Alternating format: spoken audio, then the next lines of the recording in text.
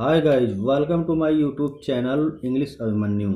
आज मैं आप लोगों को वर्ब पढ़ाऊंगा।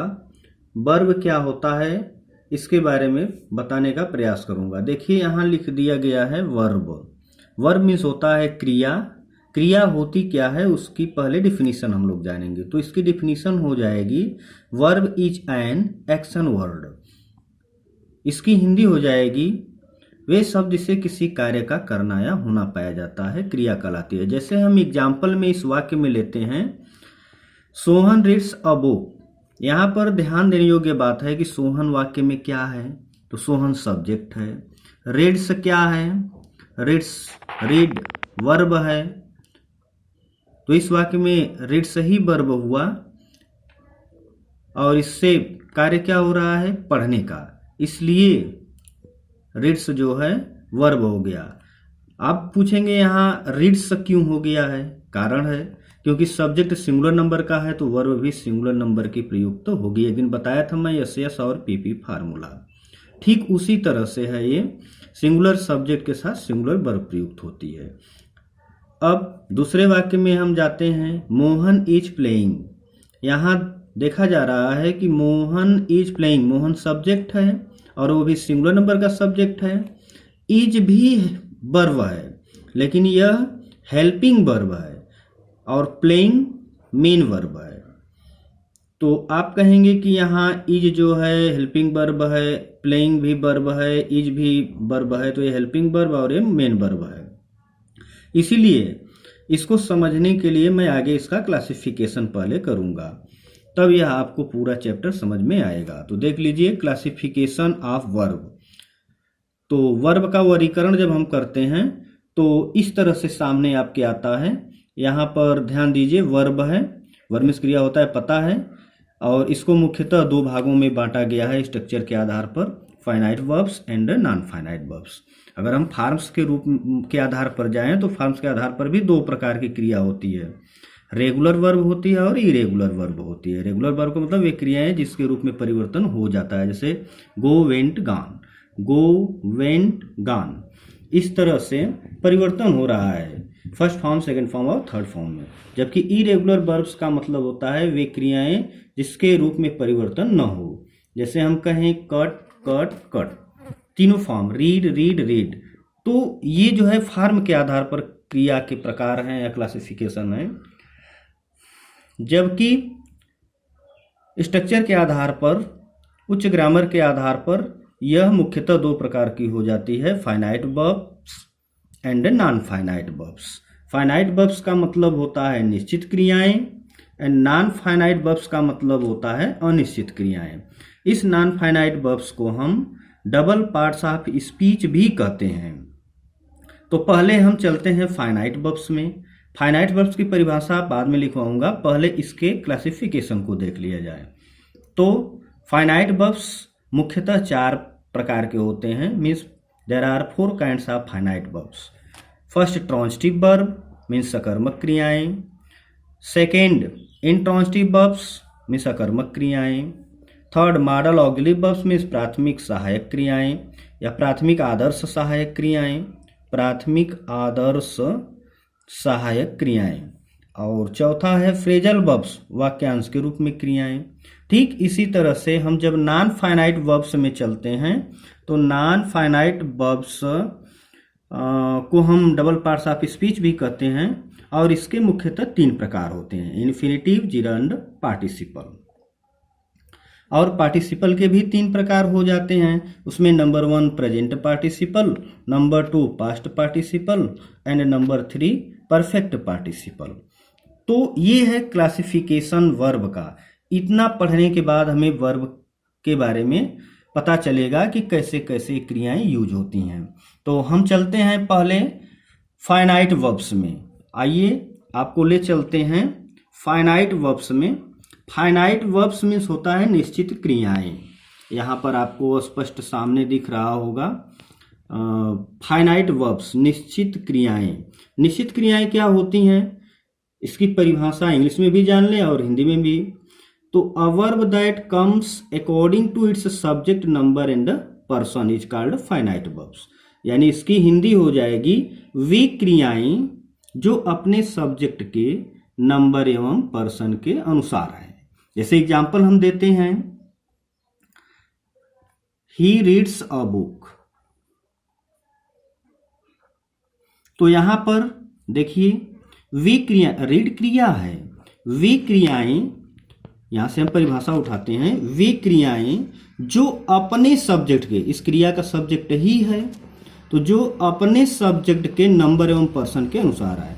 नंबर क्या है? सिंगुलर, तो ये सिंगुलर नंबर की यहाँ वर्ब प्रयुक्त हो गई। अगर किसी भी क्रिया के अंत में एस या ईएस जोड़ते हैं तो सिंगुलर रूप प्राप्त कर लेती है, और कोई भी क्रिया अपने मेन रूप में होती है तो वह प्लूरल रूप में ही रहती है। जैसे कि हम लिखते हैं यू रीड अ बुक। अगर इस वाक्य को देखा जाए तो यू जो है आपका प्लूरल नंबर का सब्जेक्ट है, और मेन रूप, जो मेन रूप में यह फर्स्ट फॉर्म में रीड लिखा गया है तो यह हमेशा प्लूरल में ही प्रयुक्त होता है, इसलिए फर्स्ट फॉर्म को ही हम लिखते हैं। तो यू रीड अ बुक, यानी सब्जेक्ट क्या है? प्लूरल है, तो क्रिया भी प्लूरल हो गई। यहां पर फर्स्ट सेंटेंस में देखें, he reads, he singular number का सब्जेक्ट है तो क्रिया भी सिंगुलर नंबर की प्रयुक्त हो गई। इसको हम इस तरह भी कह सकते हैं यस यस और पीपी फार्मूला। इसको हम यस यस और पीपी फार्मूले की तरह भी पढ़ सकते हैं। यस यस पीपी फार्मूले का मतलब क्या होता है कि अगर यस फॉर सिंगुलर सब्जेक्ट तो second yes for singular verb. अगर वाक्य में सिंगुलर सब्जेक्ट आता है तो सिंगुलर वर्ब प्रयुक्त की जाती है। ठीक उसी तरह से अगर वाक्य में प्लूरल सब्जेक्ट आता है तो प्लूरल वर्ब प्रयुक्त की जाती है। यही एस एस पी फार्मूले का मेन सारांश है, और जो यहाँ पर आपको दिख रहा है। फिर फाइनाइट वर्ब 4 प्रकार के होते हैं। मैं ले चलता हूं नंबर 1 प्रकार में, ट्रांजिटिव वर्ब्स। ट्रांजिटिव वर्ब्स क्या होता है? सकर्मक क्रियाएं। ट्रांजिटिव वर्ब में होता है सकर्मक क्रियाएं। इसकी परिभाषा आपके सामने आ रही है, अ verb that comes with an object. यानी इसका मतलब वे क्रियाएं जिसके साथ ऑब्जेक्ट में कर्म आए, यानी वे क्रियाएं जिसके साथ कर्म आए वह ट्रांजिटिव वर्ब कहलाता है। अ verb that comes with an object is called transitive verbs. इसको हम इस तरह भी परिभाषित कर सकते हैं, हिंदी में भी थोड़ा आपको एक ट्रिक के माध्यम से बता रहा हूं। स मीन्स के साथ, कर्मक मीन्स कर्म, और क्रियाएं मीन्स क्रियाएं, केवल वे शब्द जोड़ देना है, इसमें परिभाषा निकल के आपके सामने आ जाएगी। यानी वे क्रियाएं जिसके साथ कर्म आए सकर्मक क्रिया कहलाता है। जैसे एग्जाम्पल में मैं देता हूं आपको, एग्जाम्पल मैं दे रहा हूं, Mohan reads a book. Mohan reads a book, यहां पर हमने एग्जाम्पल लिखा। देखिए यहां रीड क्रिया है, वर्ब क्या है? रीड है। और कैसे यह ट्रांजिटिव हुई? क्योंकि इसके तुरंत बाद क्या आया है? ऑब्जेक्ट आया है। ये ऑब्जेक्ट है, और रीड्स क्या है? मेन वर्ब है या वर्ब है? मेन वर्ब है। तो मैंने क्या लिखवाया है? आपको क्या बताया है कि वे क्रियाएं जिसके साथ क्या है? कर्म आए, तो उस क्रिया को हम क्या कहेंगे? ट्रांजिटिव वर्ब कहेंगे, सकर्मक क्रिया कहेंगे। और इस वाक्य में क्रिया का कर्ता क्या है? मोहन है। और क्रिया का कर्म क्या है? इस क्रिया का कर्म ऑब्जेक्ट जो है अ बुक है। तो रीड के बाद, इस रीड्स के तुरंत बाद अ बुक आया हुआ है, इसलिए ऑब्जेक्ट जो है अ बुक हुआ। और दूसरी तरह से यह भी पहचान हम कर सकते हैं कि वाक्य में क्या के अर्थ में जो आएगा वही ऑब्जेक्ट होता है। जैसे Mohan reads a book, Mohan एक क्या पढ़ता है? अर्थात एक पुस्तक। मोहन क्या पढ़ता है? एक पुस्तक पढ़ता है। तो अर्थात में जो है अ बुक आया हुआ है, इसलिए यह ऑब्जेक्ट होता है। तो इस रीड को हम ट्रांजिटिव वर्ब कहेंगे। इस तरह अनेक प्रकार के एग्जाम्पल्स आते हैं, आपको टेट में आते हैं, सुपर टेट में आते हैं। ऐसे पूछता है कि which is the transitive verb of the following sentences, और what is which is intransitive verb of the following sentences. तो ये छांटने के लिए एक नंबर का निश्चित आता है, हर साल आया हुआ है और आगे भी आएगा। तो ट्रांजिटिव और इन ट्रांजिटिव तो समझ में आ ही जाएगा। आप देख लीजिए, देखना ना भूलें, पूरी वीडियो को देखें पहले। इंट्रांसिटिव वर्ब्स, दूसरा नंबर में जाता हूं। इंट्रांसिटिव वर्ब्स, इंट्रांसिटिव वर्ब्स का मतलब अकर्मक क्रियाएं होता है। अकर्मक क्रियाएं का मतलब क्या हो गया? अ verb that does not come with an object is called intransitive verbs, यानी वे क्रियाएं जिसके साथ कर्म न आए। अ मीन्स नहीं, कर्मक मीन्स कर्म, क्रियाएं मीन्स क्रियाएं, यानी इसका मतलब हो गया कि वे क्रियाएं जिसके साथ कर्म न आए। अगर इसका मैं एग्जाम्पल लेता हूं तो अभी हाल में टेट में और सुपर टेट में पूछा था, listen to me, listen to me. यहां हमने देख लिया, यहां पूछा था कि यह इसमें से इंट्रांसिटिव वर्ब कौन सी है, तो यह सेंटेंस दिया हुआ था और कई और भी सेंटेंस दिए थे जिसमें ये नहीं था, और ये इंट्रांसिटिव मतलब ट्रांसिटिव नहीं था, इंट्रांसिटिव वर्ब था। इसमें देख लीजिए लिसन टू मी, इसमें क्या आया है? लिसन तो क्रिया है, लेकिन इसके बाद तुरंत जो है टू आ गया है। टू क्या है?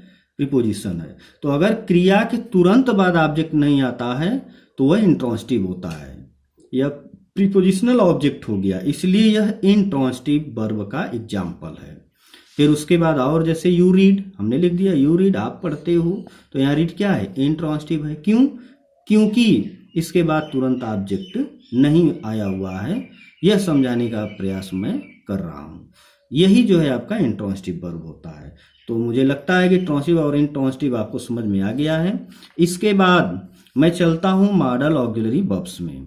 मॉडल ऑक्सिलरी वर्ब्स का मतलब होता है प्राथमिक आदर्श सहायक क्रियाएं। यह भी जानना बहुत जरूरी है कि प्राथमिक आदर्श सहायक क्रियाएं क्या होती हैं।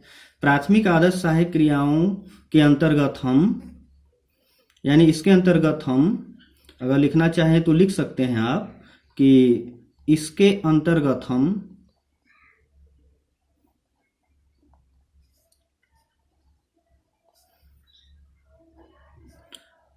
Can, could, shall, should, may, might, ought to,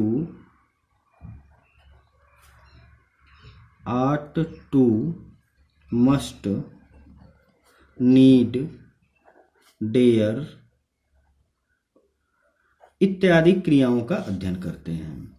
ये मॉडल्स हैं, इनका हम अध्ययन करते हैं। मॉडल्स भी 3 प्रकार का होता है।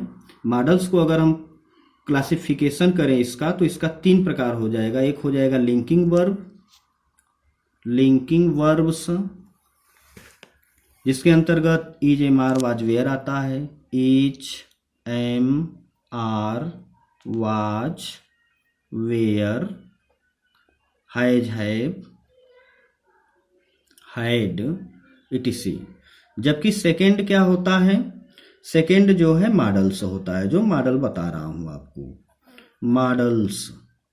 इसी के अंतर्गत हम इन सब का अध्ययन करते हैं। Shall, should, may, might, ought to, must, need, dare, इन सब का हम अध्ययन मॉडल्स के अंतर्गत करते हैं। और तीसरा आपका मार्जिनल वर्ब्स हो जाता है। मार्जिनल वर्ब्स, मार्जिनल वर्ब्स क्या होता है? ध्यान से सुनिएगा। मार्जिनल वर्ब्स के अंतर्गत हम has to, have to, used to, need, dare इत्यादि का अध्ययन करते हैं। यह आपका मॉडल ऑक्सिलरी वर्ब के प्रकार हैं। 3 प्रकार मैंने बताया, लेकिन इन सब का अध्ययन मॉडल्स ऑक्सिलरी वर्ब्स के अंतर्गत ही करना है। Guys, thank you. आज का कोर्स यहीं तक रहेगा। और इतना ध्यान रहें, आप जो है कमेंट नहीं करते हैं। यह पढ़ने के बाद, देखने के बाद आप कमेंट जरूर करें, और अधिक से अधिक मेरे इस चैनल को सब्सक्राइब करें, यूट्यूब चैनल को सब्सक्राइब करें और शेयर जरूर करें। और जितना ही जल्दी आप सब्सक्राइब करेंगे, अधिक से अधिक सब्सक्राइब करेंगे, उतना ही जल्दी मैं आप लोगों को के सामने ऑनलाइन आने लगूंगा। Thank you.